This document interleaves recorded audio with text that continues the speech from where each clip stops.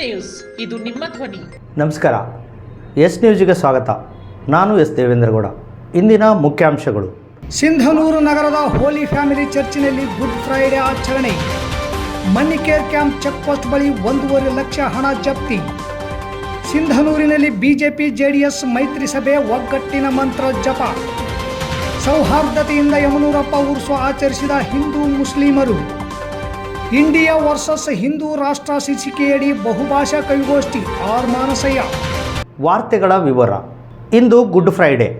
ಈ good Friday ನಿಮಿತ್ತ ನಗರದ ಹೋಲಿ ಫ್ಯಾಮಿಲಿ ಚರ್ಚಿನಲ್ಲಿ ಕ್ರಿಶ್ಚಿಯನ್ ಸಮುದಾಯಕ್ಕೆ ಸೇರಿದ ಬಂಧುಗಳು ಸೇರಿ ಗುಡ್ ಫ್ರೈಡೆ ಆಚರಿಸಿದರು. ಮಾನವೀಯತೆಯ ಪಾಪಗಳಿಗಾಗಿ ಯೇಸುವಿನ ತ್ಯಾಗವನ್ನು ಪ್ರತಿಬಿಂಬಿಸಲು, ಪ್ರಾರ್ಥನೆ ಮಾಡಲು ಮತ್ತು ನೆನಪಿಸಿಕೊಳ್ಳಲು ಇದು ಉತ್ತಮ ದಿನವಾಗಿದೆ. ವಿಶ್ವದಾದ್ಯಂತ ಕ್ರೈಸ್ತ ಸಮುದಾಯದವರು ಆಚರಿಸುವ ಗುಡ್ ಫ್ರೈಡೆ ದಿನವು ಯೇಸು ಕ್ರಿಸ್ತನನ್ನು ಶಿಲುಬೆಗೇರಿಸುವ ಮತ್ತು ಮರಣವನ್ನು ಸ್ಮರಿಸುವ ದಿನವಾಗಿದೆ. ಮಾನವೀಯತೆಯ ಪಾಪಗಳಿಗಾಗಿ ಯೇಸುವಿನ ತ್ಯಾಗವನ್ನು ಪ್ರತಿಬಿಂಬಿಸಲು, ಪ್ರಾರ್ಥನೆ ಮಾಡಲು ಮತ್ತು ನೆನಪಿಸಿಕೊಳ್ಳಲು ಇದು ಉತ್ತಮವಾದ ದಿನವಾಗಿದೆ. ಈ ವಿಶೇಷ ದಿನದಂದು ಸ್ನೇಹಿತರು ಮತ್ತು ಕುಟುಂಬವು ಒಟ್ಟುಗೂಡಿದಂತೆ ಹೃತ್ಪೂರ್ವಕ ಶುಭಾಶಯಗಳು, ಸಂದೇಶಗಳು ಮತ್ತು ಉಲ್ಲೇಖಗಳನ್ನು ಹಂಚಿಕೊಳ್ಳುವುದು ಗುಡ್ ಫ್ರೈಡೆ ದಿನದ ಉತ್ಸಾಹವನ್ನು ಹೆಚ್ಚಿಸಬಹುದಾಗಿದ್ದು, ಕ್ರಿಶ್ಚಿಯನ್ ನಂಬಿಕೆಯ ಪ್ರಕಾರ ಪ್ರೀತಿ ಮತ್ತು ತ್ಯಾಗದ ಪ್ರತೀಕವಾದ ಯೇಸುವನ್ನು ಈ ದಿನ ನೆನೆಯುವುದು ಪ್ರಮುಖ ಕರ್ತವ್ಯವಾಗಿದೆ. ನಗರದ ಹೋಲಿ ಫ್ಯಾಮಿಲಿ ಚರ್ಚಿನ ಕಾರ್ಯಕ್ರಮದಲ್ಲಿ ಕಲ್ವಾರಿ ಬೆಟ್ಟದಲ್ಲಿ ನಡೆದ ಘಟನೆಗಳನ್ನು ಸ್ಮರಿಸುತ್ತಾ ಯುವಕ ಯುವತಿಯರು ಸೇರಿ ನಾಟಕದ ರೂಪದಲ್ಲಿ ಶಿಲುಬೆ ಹಾದಿಯನ್ನು ನಡೆಸಿಕೊಟ್ಟರು. ಭಕ್ತರು ಉಪವಾಸ ಮತ್ತು ಪ್ರಾರ್ಥನೆ ಸಲ್ಲಿಸುವ ಮೂಲಕ ಈ ದಿನವನ್ನು ಆಚರಿಸುತ್ತಾರೆ. ಸೇವೆಗಳು ಮಧ್ಯಾಹ್ನ ನಡೆಸಲಾಗುತ್ತದೆ. ಇದು ಯೇಸುವನ್ನು ಶಿಲುಬೆಗೇರಿಸಿದ ಸಮಯ. ಇದು ಕ್ರಿಶ್ಚಿಯನ್ನರು ತಮ್ಮ ನಂಬಿಕೆಯನ್ನು ದೃಢೀಕರಿಸಲು ಶಿಲುಬೆಯ ಮುಂದೆ ಮಂಡಿಯೂರಿ ಮಾಡುವ ಸಣ್ಣ ಆಚರಣೆಯಾಗಿದೆ. ಧರ್ಮ ಕೇಂದ್ರದ ಗುರುಗಳಾದ ಜ್ಞಾನ ಪ್ರಕಾಶ್ ಫಾದರ್ ಅವರು ಆಶೀರ್ವಚನವನ್ನು ನೀಡಿದರು. ನಂತರ 3 ಗಂಟೆಗೆ ಹೋಲಿ ಫ್ಯಾಮಿಲಿ ಚರ್ಚಿನಲ್ಲಿ ಶಿಲುಬೆಯ ಸನ್ಮಾನ ಹಾಗೂ ಅನೇಕ ಸಾಂಗ್ಯವನ್ನು ಆಚರಣೆ ಮಾಡಲಾಯಿತು. ಹೋಲಿ ಫ್ಯಾಮಿಲಿ ಚರ್ಚಿನ ಭಕ್ತರು ಹಾಗೂ ಸುತ್ತಮುತ್ತಲ ಗ್ರಾಮದ ಹಲವಾರು ಭಕ್ತರುಗಳು ಈ ಶುಭ ಶುಕ್ರವಾರದ ಆಚರಣೆಯಲ್ಲಿ ಪಾಲ್ಗೊಂಡಿದ್ದರು. ಈ ಮನುಷ್ಯನಲ್ಲಿ ನನಗೆ ಯಾವುದೇ ಅಪರಾಧವೂ ಕಾಣುವುದಿಲ್ಲ. ತಾಲೂಕಿನ ಮಣ್ಣಿಕೇರಿ ಚೆಕ್ಪೋಸ್ಟ್ ಬಳಿ ದಾಖಲೆಗಳಿಲ್ಲದೆ 1,50,000 ಹಣವನ್ನು ಚುನಾವಣೆಯ ಅಧಿಕಾರಿಗಳು ವಶಪಡಿಸಿಕೊಂಡ ಪ್ರಕರಣ ನಿನ್ನೆ ರಾತ್ರಿ ನಡೆದಿದೆ. ತಾಲೂಕಿನ ಬಳಗನೂರು ಪೊಲೀಸ್ ಠಾಣೆಯ ವ್ಯಾಪ್ತಿಯಲ್ಲಿ ಬರುವ ಮಣ್ಣಿಕೇರಿ ಕ್ಯಾಂಪ್ ಗಾಳಿ ದುರ್ಗಮ್ಮ ಗುಡಿಯ ಚೆಕ್ ಪೋಸ್ಟ್ ಬಳಿ ಅಧಿಕಾರಿಗಳು ತಪಾಸಣೆ ನಡೆಸಿದಾಗ ಹಣ ಸಿಕ್ಕಿದೆ.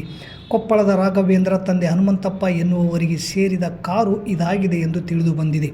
ರಾಘವೇಂದ್ರ ತನ್ನ ಕಾರು ತೆಗೆದುಕೊಂಡು ಪೋತ್ನಾಳದಿಂದ ಕೊಪ್ಪಳಕ್ಕೆ ಹೋಗುವಾಗ ನಿನ್ನೆ ರಾತ್ರಿ ಮಣ್ಣಿಕೇರಿ ಕ್ಯಾಂಪ್ ಗಾಳಿ ದುರ್ಗಮ್ಮ ಗುಡಿಯ ಹತ್ತಿರ ಇರುವ ಚುನಾವಣೆಯ ಚೆಕ್ ಪೋಸ್ಟ್ನಲ್ಲಿ ಅಧಿಕಾರಿಗಳು ಕಾರನ್ನು ತಪಾಸಣೆ ಮಾಡಿದಾಗ ಯಾವುದೇ ದಾಖಲೆಗಳಿಲ್ಲದೆ 1,50,000 ರೂಪಾಯಿ ಹಣವನ್ನು ಸಾಗಿಸುತ್ತಿದ್ದು ಕಂಡು ಅಧಿಕಾರಿಗಳು ಹಣವನ್ನು ವಶಪಡಿಸಿಕೊಂಡು ಪ್ರಕರಣ ದಾಖಲು ಮಾಡಿಕೊಂಡಿರುವುದಾಗಿ ಚುನಾವಣೆಯ ಕರ್ತವ್ಯದಲ್ಲಿದ್ದ ಅಧಿಕಾರಿಗಳು ಮಾಹಿತಿ ನೀಡಿದ್ದಾರೆ. ಬಳಗನೂರು ಠಾಣೆಯ PSI ರತ್ನಮ್ಮ, ಸಿಬ್ಬಂದಿಗಳಾದ ರೇವಣ್ಣ, ಸಿದ್ದಪ್ಪ, ಗೋಪಾಲ್, ಹೊಸಳ್ಳಿ ಹೀಜೆ ಗ್ರಾಮ ಪಂಚಾಯಿತಿ PDO ನಾಗೇಂದ್ರ, ಸೋಮಲಾಪುರ ಗ್ರಾಮ ಪಂಚಾಯಿತಿ PDO ವಿಶ್ವನಾಥ್ ತಪಾಸಣೆ ನಡೆಸಿದಾಗ ಹಾಜರಿದ್ದರು. ಬಿಜೆಪಿ ಜೆಡಿಎಸ್ ಚುನಾವಣೆ ಹೊಂದಾಣಿಕೆ ಮಾಡಿಕೊಂಡು ಚುನಾವಣೆ ಎದುರಿಸುತ್ತಿದ್ದು, ನಮ್ಮಲ್ಲಿರುವ ಎಲ್ಲ ಭಿನ್ನಮತ ಮರೆತು ಕೆಲಸ ಮಾಡಬೇಕು. ಮೈತ್ರಿ ಧರ್ಮ ಪಾಲಿಸಿದರೆ ಗೆಲುವು ನಿಶ್ಚಿತ ಎಂದು ಮಾಜಿ ಸಚಿವ ವೆಂಕಟರಾವ್ ನಾಡಗೌಡ ಅವರು ಹೇಳಿದರು. ಬಿಜೆಪಿ ಮತ್ತು JDS ಪಕ್ಷಗಳ ವತಿಯಿಂದ ನಗರದ ಖಾಸಗಿ ಹೋಟೆಲ್ನಲ್ಲಿ ಹಮ್ಮಿಕೊಂಡಿದ್ದ ಜಂಟಿ ಸಭೆಯಲ್ಲಿ ಪಾಲ್ಗೊಂಡು ಮಾತನಾಡಿದ ಅವರು, ಕೊಪ್ಪಳ ಲೋಕಸಭಾ ಚುನಾವಣೆಯಲ್ಲಿ ಮೈತ್ರಿ ಧರ್ಮ ಪಾಲಿಸುವ ಮೂಲಕ ಅಭ್ಯರ್ಥಿಯನ್ನು ಗೆಲ್ಲಿಸುವ ಪ್ರಾಮಾಣಿಕ ಪ್ರಯತ್ನ ಮಾಡುವುದಾಗಿ ನಾನು ಕುಮಾರಸ್ವಾಮಿಯವರಿಗೆ ಮಾತು ಕೊಟ್ಟು ಬಂದಿದ್ದೇನೆ. ನಮ್ಮನ್ನು ಉಪಯೋಗ ಮಾಡಿಕೊಳ್ಳುವುದು ನಿಮಗೆ ಬಿಟ್ಟದ್ದು ಎಂದು ನಾಡಗೌಡರು ಬಿಜೆಪಿಯ ಮುಖಂಡರಿಗೆ ಕಿವಿಮಾತು ಹೇಳಿದರು. JDS ಮತ್ತು ಬಿಜೆಪಿ ಮೈತ್ರಿ ಮಾಡಿಕೊಂಡ ನಂತರ ರಾಜ್ಯದಲ್ಲಿ ಮೊದಲ ಬಾರಿಗೆ ಮೈತ್ರಿ ಸಭೆ ಸಿಂಧನೂರಿನಲ್ಲಿ ನಡೆಸಲಾಗುತ್ತಿದೆ. 2 ಪಕ್ಷಗಳ ಮುಖಂಡರು ಒಂದಾಗಿದ್ದು, ಆದರೆ ಕಾರ್ಯಕರ್ತರಲ್ಲಿ ಭಿನ್ನಮತ ಇರುವುದು ಸಹಜ. ಎಲ್ಲವನ್ನು ಮರೆತು ಮೋದಿಯವರು ಮತ್ತೆ ಪ್ರಧಾನಿಯಾಗಲು ಮೈತ್ರಿ ಧರ್ಮ ಪಾಲಿಸಿದಾಗ ಮಾತ್ರ ನಮ್ಮ ಅಭ್ಯರ್ಥಿ ಗೆಲುವಿಗೆ ಸಹಾಯವಾಗುತ್ತದೆ ಎಂದರು. ಕಾಂಗ್ರೆಸ್ ಅಭ್ಯರ್ಥಿ ಹಾಗೂ ಮುಖ್ಯಮಂತ್ರಿ ಸಿದ್ದರಾಮಯ್ಯನವರ ನಡುವೆ ಅದೇನೋ ಗಾಢವಾದ ಸಂಬಂಧ ಇದೆಯೋ ಅದು ಯಾರಿಗೂ ಗೊತ್ತಾಗುತ್ತಿಲ್ಲ. ಸಚಿವ ಶಿವರಾಜ ತಂಗಡಗಿ ಇವರಿಂದ ಮಾತನಾಡಿಸುವ ಮೂಲಕ ಅಭ್ಯರ್ಥಿ ರಾಜಶೇಖರ್ ಇಟ್ಟಾಳರನ್ನು ಸೋಲಿಸುವ ಸಂಚು ನಡೆಸಲಾಗುತ್ತಿದೆ. ಇದರಿಂದ ಕಾಂಗ್ರೆಸ್ ಅಭ್ಯರ್ಥಿ ಹರಿಕೆಯ ಕುರಿಯಾಗಿದ್ದಾರೆ ಎಂದು ಮಾಜಿ ಸಂಸದರಾದ ಕೆ ವಿರೂಪಾಕ್ಷಪ್ಪ ಅಚ್ಚರಿಯ ಮಾತುಗಳನ್ನಾಡಿದರು. ಸಿದ್ದರಾಮಯ್ಯ ಉತ್ತಮ ನಾಟಕಗಾರ. ಇಂತಹ ಡೊಂಗಿ ರಾಜಕೀಯ ಮಾಡುವ ಇವರಿಗೆ ಉಪಕಾರ ಮಾಡಿದವರಿಗೆ ಸಹಾಯ ಮಾಡದೆ ದ್ರೋಹ ಮಾಡುವ ಮನಸ್ಥಿತಿ ಸಿದ್ದರಾಮಯ್ಯ ಅವರಿಗಿದೆ. 5 ಗ್ಯಾರಂಟಿಗಳ ಮೂಲಕ ಮುಖ್ಯಮಂತ್ರಿಯಾಗಿದ್ದಾರೆ. ರಾಜಕೀಯ ದುರುದ್ದೇಶದಿಂದ ಪ್ರಧಾನಿ ಬಗ್ಗೆ ಟೀಕೆ ಮಾಡುತ್ತಿದ್ದಾರೆ. ಮೋದಿ ಇಂದು ವಿಶ್ವ ನಾಯಕರಾಗಿ ಬೆಳೆದಿದ್ದಾರೆ. ದೇಶದ ಸುರಕ್ಷತೆಗಾಗಿ ಮತ್ತೆ ಮೋದಿ ಪ್ರಧಾನಿಯಾಗಬೇಕು ಎಂದರು. ಭಾರತ ಆರ್ಥಿಕತೆಯಲ್ಲಿ 11ರಷ್ಟು ಇದ್ದು ಈಗ 5ನೇ. ಕಾಂಗ್ರೆಸ್ ಸರ್ಕಾರ ಆಡಳಿತದಲ್ಲಿ ಭಾರತ ಆರ್ಥಿಕತೆಯಲ್ಲಿ 11ರಷ್ಟು ಇದ್ದು ಈಗ 5ನೇ ಆರ್ಥಿಕತೆಗೆ ಬಂದಿದೆ. ಗ್ಯಾರಂಟಿಗಳಿಗೆ ಹಣ ನೀಡಿದ ಕಾರಣ ರಾಜ್ಯ ಅಭಿವೃದ್ಧಿಯಾಗದೆ ಕುಂಠಿತಗೊಂಡಿದೆ. ಲೋಕಸಭಾ ಚುನಾವಣೆಯಲ್ಲಿ ಬಿಜೆಪಿ 25 ಸ್ಥಾನಗಳಲ್ಲಿ ಗೆದ್ದರೆ ಈ 5 ಗ್ಯಾರಂಟಿಗಳು ಬಂದಾಗಿ ಸರ್ಕಾರ ಇರುವುದು ಡೌಟೇ ಎಂದು ಅನುಮಾನ ವ್ಯಕ್ತಪಡಿಸಿದ ಅವರು ರಾಜ್ಯದಲ್ಲಿ ಕಾನೂನು ಸುವ್ಯವಸ್ಥೆ ಹದಗೆಟ್ಟು ಹೋಗಿದೆ ಎಂದರು. ಕೊಪ್ಪಳ ಲೋಕಸಭಾ NDA ಅಭ್ಯರ್ಥಿ ಡಾಕ್ಟರ್ ಬಸವರಾಜ ಕ್ಯಾವಟರ್, ಕುಷ್ಟಗಿ ಶಾಸಕ ದೊಡ್ಡನಗೌಡ, ವಿಧಾನ ಪರಿಷತ್ ಸದಸ್ಯರಾದ ಹೇಮಲತಾ ನಾಯಕ್, ಮಾಜಿ ಶಾಸಕರಾದ ಬಸವರಾಜ ಧಡೆಸೂಗೂರ್, ಪ್ರತಾಪ್ ಪಾಟೀಲ್, ನವೀನ್ ಗುಳಗಣ್ಣ ಮಾತನಾಡಿದರು. ಬಿಜೆಪಿ ಹಾಗೂ JDS ಪಕ್ಷದ ಮುಖಂಡರಾದ K. Kariyappa, Mahantesh Patil Hatanur, G. Satyanarayan, Madhwaraja Achar, CV Chandrashekhar, Amaregowda Virupapur, Eresh Illur, Prabhakar, Nirpadappa Joladarashi, Venkobarayak, Mallikarjun Jinur, H. Hiregowdar, Adimani Veeralakshmi, Rajesh Hiremath, Allama Prabhu, B. Sriharsha, Chandrashekhar Nadagouda, Sharanabasava Humbaluti ಸೇರಿದಂತೆ ಇನ್ನಿತರ ಮುಖಂಡರು ವೇದಿಕೆಯ ಮೇಲೆ ಉಪಸ್ಥಿತರಿದ್ದರು. ನಾವು ತೆರೆದ ಹೃದಯದಿಂದ ನಿಮಗೆ ಕೆಲಸ ಮಾಡಲಿಕ್ಕೆ ತಯಾರಾಗಿದ್ದೇವೆ. ಅದನ್ನು ಬಳಸಿಕೊಳ್ಳುವುದು ನಿಮಗೆ ಬಿಟ್ಟಿದ್ದು ಅಂತಕ್ಕಂಥ. ಇವತ್ತು ಅಲ್ಲಿ ಮಾತಾಡಿದ ಮಾತು ನಮ್ಮ ಅಭ್ಯರ್ಥಿ ಅನ್ನೋದಕ್ಕಿಂತ ಅವತ್ತು ನಿಮ್ಮ ಅಭ್ಯರ್ಥಿ ಇದ್ದಾನೆ, ನೀವು ಜವಾಬ್ದಾರಿ ತಗೋಬೇಕು ಅನ್ನೋದನ್ನ ಅಲ್ಲಿ ಹೇಳಿದೆ. ಇವತ್ತು ಹೇಳ್ತೇನೆ, ನಮ್ಮ ಅಭ್ಯರ್ಥಿ ಇಲ್ಲಿ ಕೂತಿದ್ದಾರೆ, ನಾವೆಲ್ಲರೂ ಆತನನ್ನು ಆಯ್ಕೆ ಮಾಡಬೇಕು. ಇದು ನಮ್ಮೆಲ್ಲರ ಜವಾಬ್ದಾರಿ. ಮೈತ್ರಿ ಧರ್ಮವನ್ನು ಪಾಲನೆ ಮಾಡಬೇಕು. ನಾನು ಇನ್ನೊಂದು ಮಾತನ್ನು ತಮಗೆ ಹೇಳ್ತೇನೆ, ಇದು ಲೋಕಸಭೆಯ ಚುನಾವಣೆ. ನೀವು ಅಲ್ಲಿ ಹೋದ ಮೇಲೆ ನಮ್ಮೂರು ಕ್ಯಾಂಡಿಡೇಟ್ ಬಂದಿಲ್ಲ ಅಂದ್ರೆ ನೀವು ಕ್ಯಾಂಡಿಡೇಟ್ ಬರೋಕ್ಕಾಗೋದಿಲ್ಲ. ಇವತ್ತು ಅವರು ಕರೆದು ನಿಮಗೆ ಪರಿಚಯ ಮಾಡಿಸಿದ್ದೇವೆ ಅಷ್ಟೇ. ಇಲ್ಲಿ ನೋಡಿದ ಮೇಲೆ ಮತ್ತೆ ನೀವು ಅಭ್ಯರ್ಥಿಯನ್ನು ಕೇಳೋದಕ್ಕಾಗೋದಿಲ್ಲ. ನಾಮಿನೇಷನ್ ಆದ್ಮೇಲೆ ಅವರಿಗೆ 15 ದಿನ ಇರ್ತದೆ. 15 ದಿನದಲ್ಲಿ ಎಲ್ಲ ಹಳ್ಳಿಗಳಿಗೆ ಹೋಗೋದಕ್ಕೆ ಅಸಾಧ್ಯದ ಮಾತು.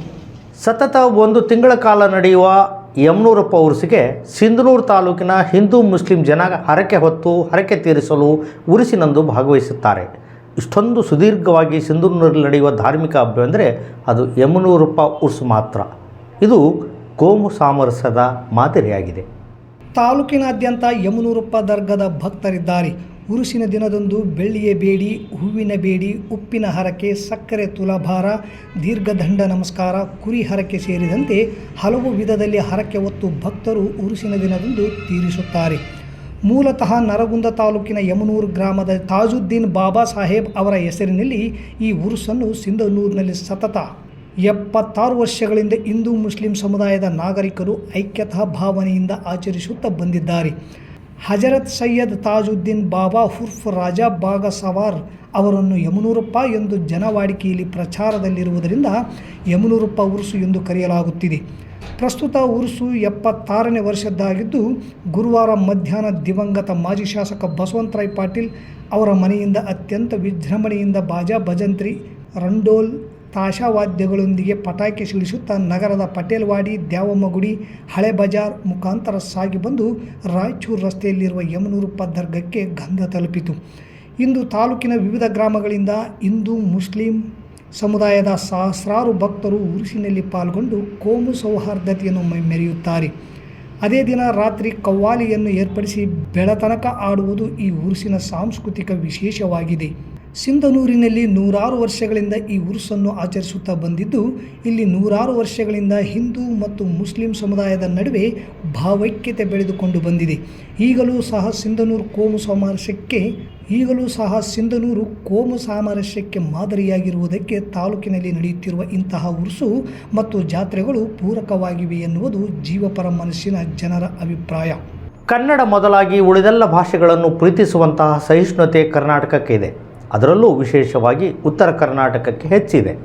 ಹೀಗಾಗಿ ಬಹುಭಾಷಾ ಕವಿಗೋಷ್ಠಿ ನಡೆಯಲಿದೆ. ಈ ದೇಶದ ಚುನಾವಣೆಯಲ್ಲಿ ರಾಜಕಾರಣಕ್ಕಿಂತ ಹೆಚ್ಚಾಗಿ 18ನೇ ಲೋಕಸಭಾ ಚುನಾವಣೆಯ ಸಂಸ್ಕೃತಿಗೆ ಮೊದಲ ಅಜೆಂಡವಾಗಿದೆ. ಅಗ್ರಿಕಲ್ಚರ್, ಕೈಗಾರಿಕೆ, ಉದ್ಯೋಗ, ಆಹಾರ ಸ್ವಾವಲಂಬನೆ, ಬರಗಾಲ ನಿವಾರಣೆ, ಜನರಿಗೆ ನ್ಯಾಯ ಒದಗಿಸುವ ವಿಷಯ ಬಿಟ್ಟು ಇಡೀ ಎಲೆಕ್ಷನ್ ಸಂಸ್ಕೃತಿ ಅಜೆಂಡಾ ಮೇಲೆ ನಡೆಯುತ್ತದೆ ಎಂದು TUCSನ ಪ್ರಧಾನ ಕಾರ್ಯದರ್ಶಿ ಆರ್ ಮನಸಯ್ಯ ಹೇಳಿದರು. ನಗರದ ಪತ್ರಿಕಾ ಭವನದಲ್ಲಿ ಶುಕ್ರವಾರ ನಡೆದ ಪತ್ರಿಕಾಗೋಷ್ಠಿಯನ್ನು ಉದ್ದೇಶಿಸಿ ಮಾತನಾಡಿದ ಅವರು, ಈ ದೇಶದ ಇತಿಹಾಸದಲ್ಲಿ ಇದೊಂದು ಬಹುದೊಡ್ಡ ಮನುವಾದಿ ಬೆದರಿಕೆಯಾಗಿದೆ. ಇದರ ವಿರುದ್ಧ ಒಂದಾಗಿ ತೊಡೆತಟ್ಟಿ ಇದನ್ನು ಸೋಲಿಸಲು ಸಾಂಸ್ಕೃತಿಕ ರಂಗ ಸಜ್ಜಾಗಬೇಕಾಗಿದೆ. ಈ ಹಿನ್ನೆಲೆಯಲ್ಲಿ ಕ್ರಾಂತಿಕಾರಿ ಸಾಂಸ್ಕೃತಿಕ ವೇದಿಕೆಯಿಂದ ಮಾರ್ಚ್ 30-31ರಂದು ರಾಯಚೂರು ಕನ್ನಡ ಭವನದಲ್ಲಿ ಮಹತ್ವದ ಸಾಂಸ್ಕೃತಿಕ ಶಿಬಿರವನ್ನು ಏರ್ಪಡಿಸಿದೆ. ಈ ಶಿಬಿರದಲ್ಲಿ 10ಕ್ಕೂ ಹೆಚ್ಚು ರಾಜ್ಯಗಳಿಂದ ಕವಿಗಳು, ಸಾಹಿತಿಗಳು, ಕಲಾವಿದರು ಭಾಗವಹಿಸಿ ಉಪನ್ಯಾಸ ನೀಡಲಿದ್ದಾರೆ ಎಂದರು. ಕೇಂದ್ರದ ಆಡಳಿತಾರೂಢ ಬಿಜೆಪಿ ಸರ್ಕಾರದ ಮುಖ್ಯ ಮಾತೃ ಸಂಸ್ಥೆಯಾದ RSS ಘೋಷಣೆ ಮಾಡಿದೆ. 400 ಸಂಸತ್ ಸದಸ್ಯರನ್ನು ಗೆಲ್ಲಿಸಿಕೊಡಿ, ನಾವು ಹಿಂದೂ ರಾಷ್ಟ್ರ ಮಾಡುತ್ತೇವೆ. ಇದು RSSನ ಮುಖ್ಯವಾದ ಪ್ರಣಾಳಿಕೆ. ಮಾತಿಗೂ ಸಾಂಸ್ಕೃತಿಕ ಸಂಘಟನೆ ಎಂದು ಹೇಳುತ್ತಿದ್ದಾರೆ. ಆದರೆ ಎಲ್ಲರ ಸಂಸ್ಕೃತಿಯನ್ನು ಪ್ರತಿಬಿಂಬಿಸದೆ ಬಹುಜನರ ಸಂಸ್ಕೃತಿ, ಹಲವಾರು ಧರ್ಮಗಳ ಬಹುಭಾಷಿಕರ ಸಂಸ್ಕೃತಿಯನ್ನು ವಿರೋಧ ಮಾಡುತ್ತಿದೆ ಎಂದು ಆರೋಪಿಸಿದರು.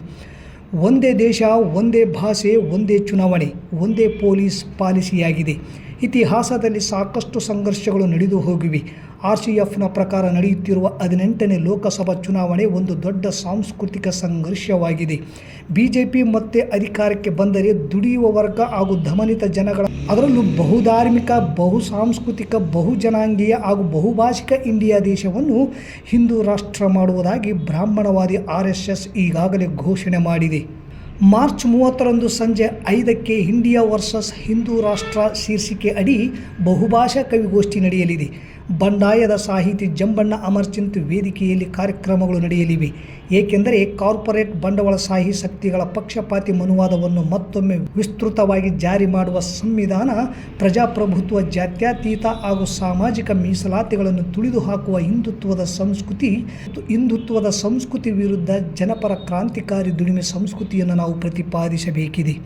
ಈ ಹಿನ್ನೆಲೆಯಲ್ಲಿ ನಡೆಯುವ ಮಹತ್ವದ ಕವಿಗೋಷ್ಠಿಯಲ್ಲಿ RCFನ ರಾಷ್ಟ್ರೀಯ ಸಂಚಾಲಕರಾದ ತುಹಿನ್ ದೇಬ್, ಹಾಸಿಮ್ ಗಿರಿ ಕೋಲ್ಕತ್ತಾ, ವೇಣುಗೋಪಾಲ್ ಕೇರಳ, ಬಂಡು ಮೆಸ್ರಂ ಮಹಾರಾಷ್ಟ್ರ, ಸಿ ದಾನಪ್ಪ ನೀಲೋಗಲ್, ಬಾಬು ಭಂಡಾರಿಗಲ್, ಮಹೇಂದ್ರ ಕುರ್ಡಿ ಸೇರಿದಂತೆ 12 ರಾಜ್ಯಗಳಿಂದ ಸಾಹಿತಿಗಾರರು, ಬರಹಗಾರರು ಭಾಗವಹಿಸಲಿದ್ದಾರೆ.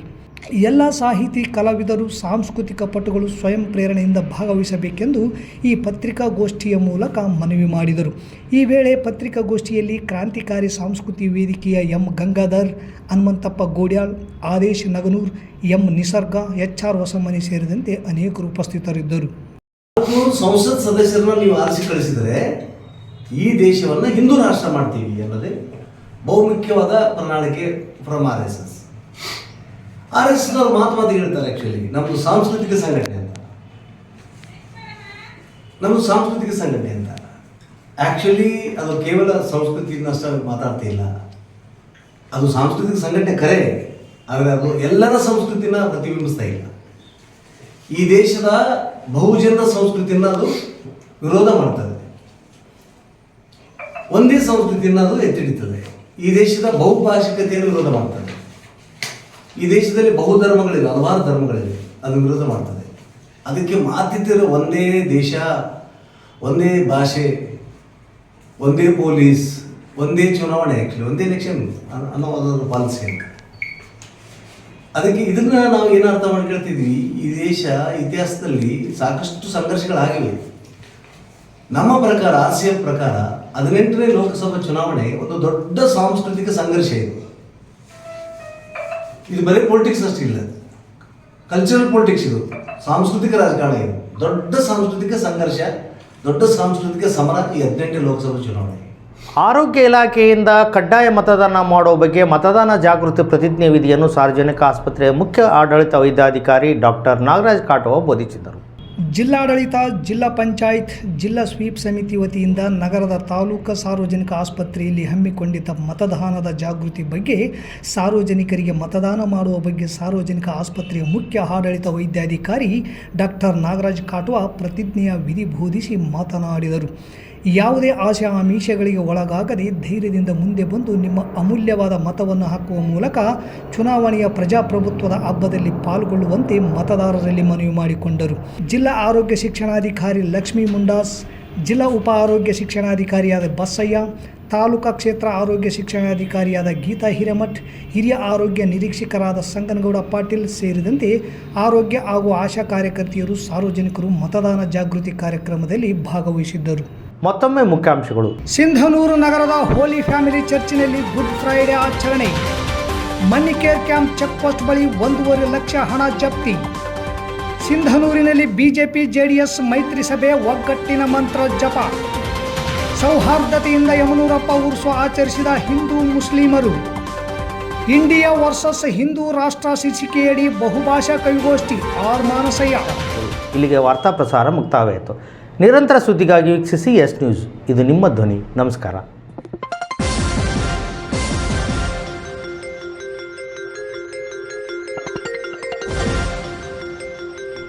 ಎಸ್ ನ್ಯೂಸ್, ಇದು ನಿಮ್ಮ ಧ್ವನಿ.